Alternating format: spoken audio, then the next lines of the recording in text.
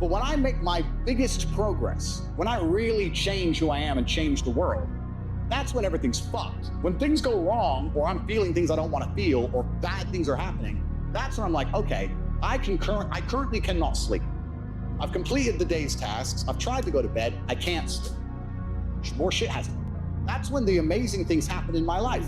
When I was heartbroken, when I was whatever, everyone's been heartbroken, I can't remember a specific example, I hit the gym hard, right? If something goes wrong with your payment processor, that's when you get fucking inventive. That's business, right? That's when you get inventive. So all the bad things that happen to you as a man, if you're stoic, you get to take unlimited energy.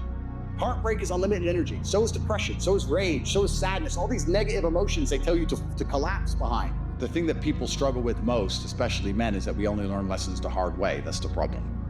You want to be good at learning lessons the easy way, which is really paying attention and making sure the feedback you're receiving, you need to be perceptive to it so that it doesn't have to be so hard hitting. You need to be the kind of person who goes out for a drive and his wheels slide a bit and he slows down. But what people typically do is they go out for a drive, their wheels slide a little bit, they continue, and then they crash. And then they realize I should have slowed down once they hit a tree. They only learn the hard way. But when they got the easy little bits of feedback, they didn't want to pay attention to them because it was easy and they thought they got away with it. And it's the same with a relationship and the same with everything else. There's little bits of feedback. You go, okay, this is going to be a problem later on if I continue, but they ignore that part. They wait for it all to blow up and go wrong, and then they learn. Life, the purpose of it is to learn, and it is to struggle, and it is to suffer. And I don't think that we are put on the planet to be happy.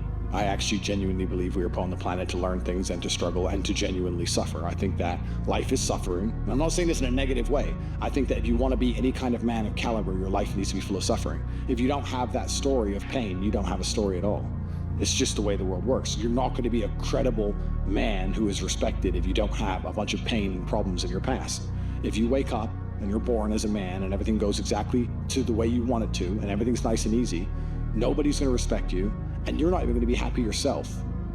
I believe that also the masculine imperative not only is to give, like we said earlier, but it is to overcome struggle. We look at struggles and we look at problems and we want to overcome them. But I don't have time for brokies. I don't have time for sad people. I don't have time for unlucky people. I don't have time for someone who's complaining. I don't have time for negativity. I don't have time. I'm so ruthless. If I knew a dude who always had a cold, I wouldn't talk to him. You're too sick. I don't like it. Yeah. My circle is winners. Everyone around me is a winner. No matter what bad happens in our lives, we win. And it's amazing to me that people understand that you are the sum of the 5 people you spend most time with, 100%. But then they don't curate their circle. No. They'll go, yeah, I understand that part, and then they'll still hang around with a bunch of fucking losers.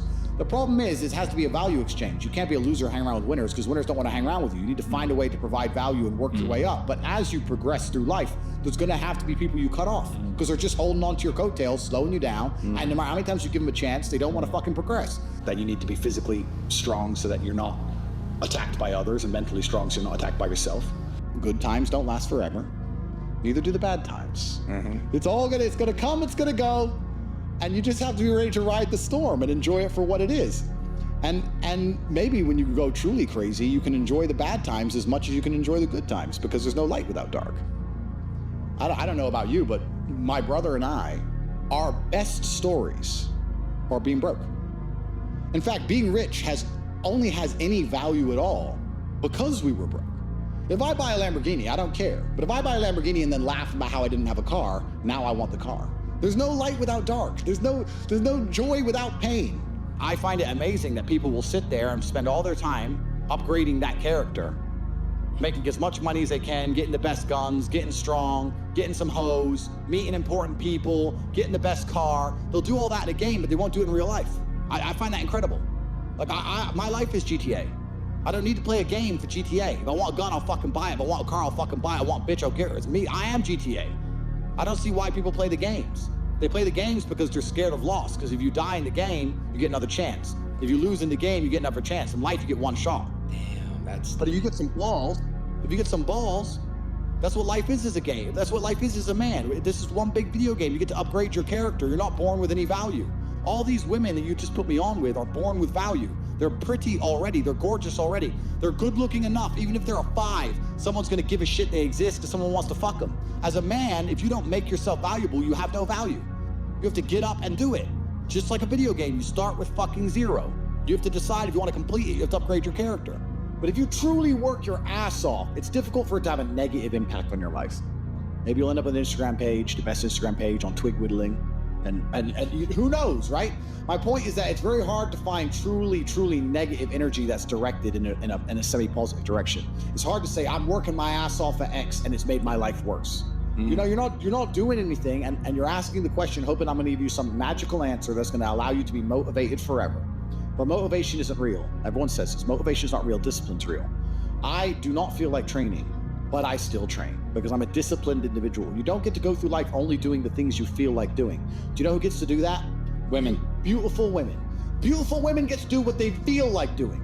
As a man, you have to do the things you're supposed to do, because what we said earlier is absolutely true. It's player versus player, my friend. Now, if I wake up, I've already got this massive head start over you in life, and nearly every genetic gift, plus all my finances, plus my network.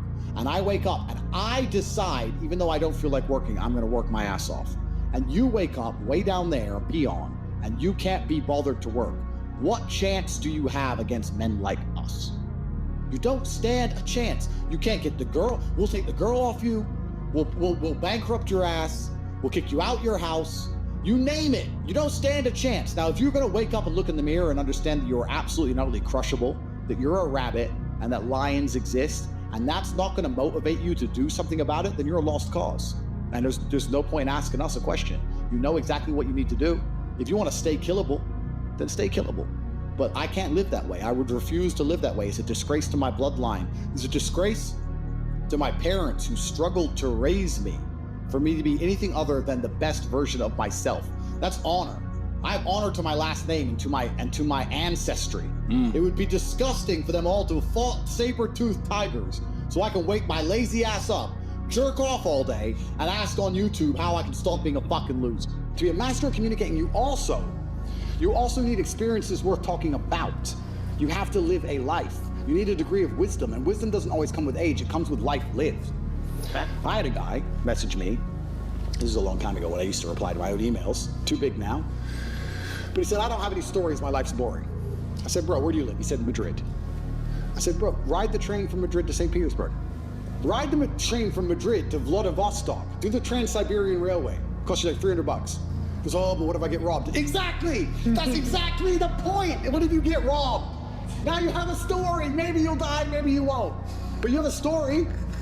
Don't bring your watch. If you got a Rolex, no one wants to rob you anyway. Don't worry about it. You're brokey. Get on the train. There has to be that degree of risk to even have a story, because when you have a story, then you can communicate the story. You can't be an empty vessel either. So when you say you're telling me how I build this 20-year-old into a super soldier. Yeah, he has to be a master communicator, but he also has to do things which are risky. Risk has value intrinsically linked to it, intrinsically. This is why people, when you do risky things, people want to hear the story. Your coolest stories involve risk. Something went wrong, this could have happened, I almost this, I made it out. Without these risks, you haven't got it. So I would say to this 20-year-old, do what I did, get in the cage, get in the ring. Knock someone out, get knocked out, train hard. Fighting will teach you everything you need to know about life. You'll learn everything about who you truly are. You'll learn if you're a coward or not. You'll learn everything about perseverance and hard work and dedication, everything about being underappreciated. You learn everything about fear. You learn all of it. You learn everything about people. You win a fight, check your phone. Lose a fight, check your phone. You learn all about people. You learn all about them. You learn all about women. I learned so much about women through fighting. When I had a fight coming up and I was weight drained and I had barely eaten in weeks and I'd lost all this weight and I had a world title fight and I'm fighting a guy who might kill me and she's complaining about the toilet seat. I learned all about women, and you learn a lot about life through these difficult processes and paths. And there used to be for men like a rite of passage. In most societies, you had to go through something to become a man, from a boy to a man. But that thing was always difficult.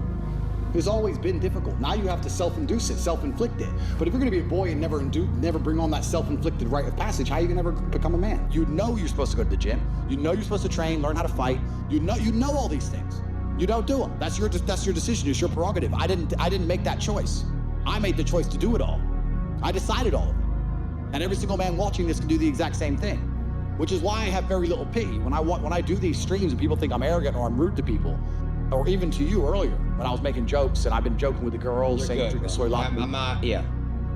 Of course, and I know we're only joking, right?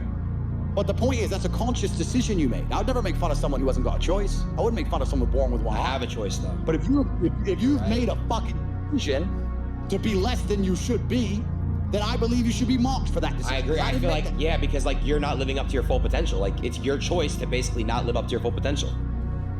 Completely.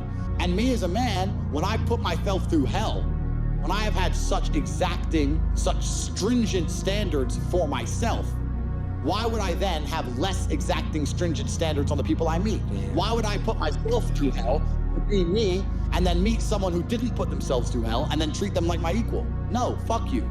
I suffered when you didn't. So you are not my equal because you decided not to suffer. You have enjoyed comfort when I haven't, and that's fine, but don't expect me to look at you as my equal because you're not. I'll snap your fucking neck.